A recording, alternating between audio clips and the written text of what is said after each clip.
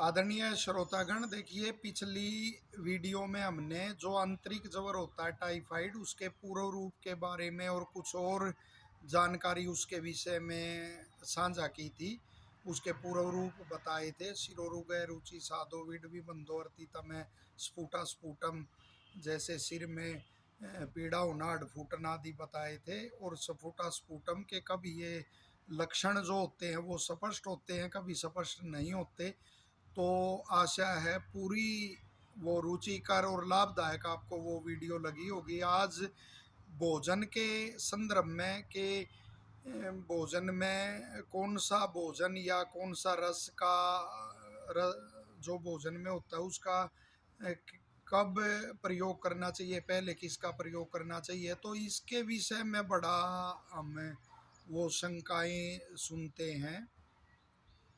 मेरे से भी कई भाई प्रश्न ये करते हैं कि पहले कौन सा भोजन करना चाहिए, मधुर रस युक्त करना चाहिए या कौन सा।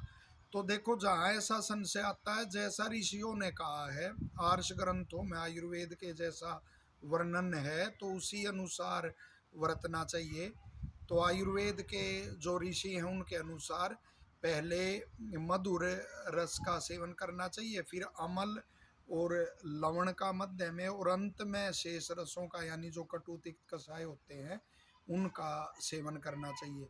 और इसका एक आधार इस रूप में सेवन करने का यह भी है कि जब हम भोजन करते हैं तो कफ की, और पचते समय पित्त की, और भोजन के पचने के बाद वात की वृद्धि होती है। और भी इसका सिद्धांत हो सकता है। तो इस रूप में क्रम के अनुसार इन रसों का सेवन करना चाहिए। और यदि उल्लेख है कि अनार आदि फल हैं साथ में, तो उनका सेवन पहले करना चाहिए। आंवला का सेवन निरापद होता है, उसे चाहे भोजन के पहले सेवन करो, मध्य में सेवन करो, बाद में सेवन करो, वो फिर लाभदायक होता है। और इसके साथ ही जो पिट्ठी आदि के बने पदार्थ या गुरु पदार्थ होते हैं उनका बाद में भोजन के कभी नहीं सेवन करना चाहिए। भोजन के बाद दही का सेवन भी नहीं करना चाहिए।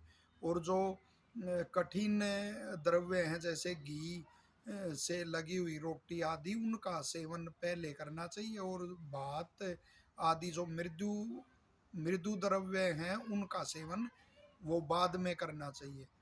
और इसी तरह से भोजन के आरंभ में जैसे अदरक का लवण के साथ, सेंधव लवण के साथ सेवन किया जाए तो वो बहुत ही लाभदायक होता है, लेकिन उसमें अपनी प्रकृति और उसका अभ्यास आदि का भी वो विचार करना चाहिए, लेकिन वह बहुत ही लाभदायक होता है। और इसके साथ ही भोजन के बाद द्रव का सेवन बड़ा लाभदायक रहता है, इसलिए कहा है कि भोजन के अंत में तक्र का सेवन करना चाहिए।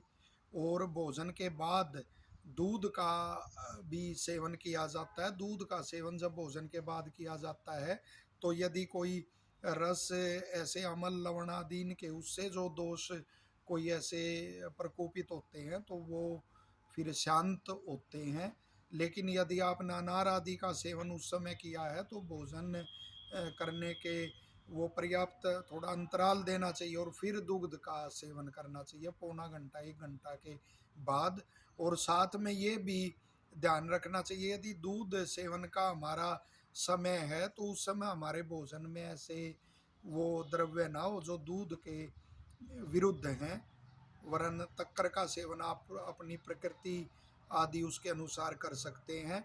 और साथ ही एक विशेष सिद्धांत है कि भोजन न करना और आवश्यकता से अधिक भोजन जब करते हैं, दोनों में ही जो कायाग्नि होती है वो फिर दीप्त नहीं होती। और उसका एक विशेष उल्लेख किया है कि जिस प्रकार जो कम अग्नि है, यदि उसमें कम ईंधन डालोगे फिर भी वो दीप्त नहीं होगी, और यदि अधिक ईंधन डाल दोगे तब भी वो दीप्त नहीं होगी।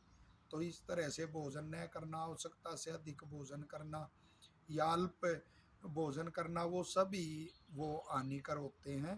तो आशा है ये जो जानकारी हमने आपके साथ साझा की है ये लाभदायक आपको लगेगी और कुछ नवीन जानकारी आपको इससे मिली होगी और लोकहित में इसको आप साझा करेंगे। धन्यवाद।